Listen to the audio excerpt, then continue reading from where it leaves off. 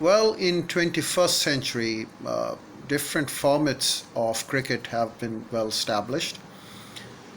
Earlier, we had the format of Test cricket, so there was Test status provided. Not all of the nations could play Test matches, only some of the nations could do it. Uh, say, for instance, uh, England had the Test status, Australia had the Test status, New Zealand had the Test status, West Indies had the Test status. South Africa, I shouldn't say Republic of South Africa, but simply South Africa. South Africa had the Test status. India had the Test status, but these were the only nations who had the Test status to play cricket.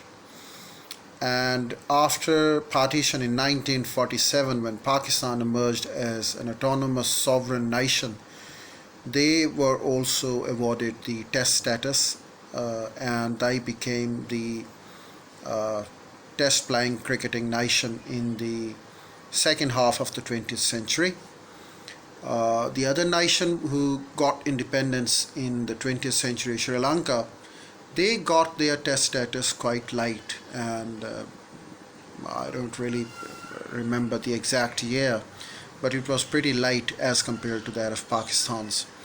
So Sri Lanka got the Test status to play cricket, and then there was independence of Bangladesh in 1970s, but they could not get their Test status.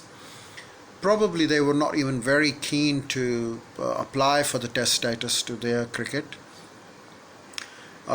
In the meanwhile, Sri Lanka got a Test status to play Test matches. Zimbabwe, another very important nation from Africa, got the Test status to play cricket. Well, South Africa was entangled with its discriminatory policies, and South Africa got banned, and there was embargo on them, and they were not allowed to play Test cricket. And not even any of the players who decided or opted to play uh, with South Africa or in South Africa, they were also banned from international cricket. So there was a ban, and they were allowed into cricket in 1990s when Republic of South Africa emerged, and in their parliamentary resolution they drafted the resolution in favor of the Republic of the nation, and the new republic assumed the policies of non-discrimination. So after the assumption of non-discrimination by the Republic of South Africa, the new sovereign state, the South Africans were allowed in international cricket, and this probably happened in 1990s. That's Republic of South Africa came back to cricket, and their entry into cricket was remarkable. They are a very strong nation when it comes to cricket, and they have a very long legacy, a very old legacy of being a cricketing nation.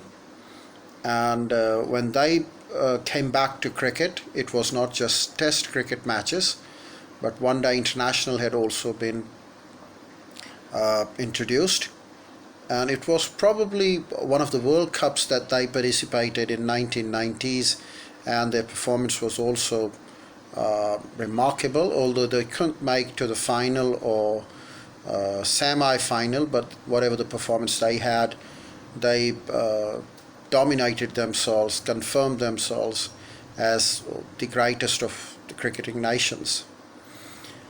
And Zimbabwe was another nation. They have got the Test status when the South Africans were banned, and they continued to enjoy their status. I don't exactly know what has happened to Zimbabwe right now, because they were denotified because they didn't meet the requirements of a Test status nation. They were denotified and then they were re-notified. I don't exactly know what is the status of Zimbabwe right now. And they are a cricketing nation, and colonial power settled over there.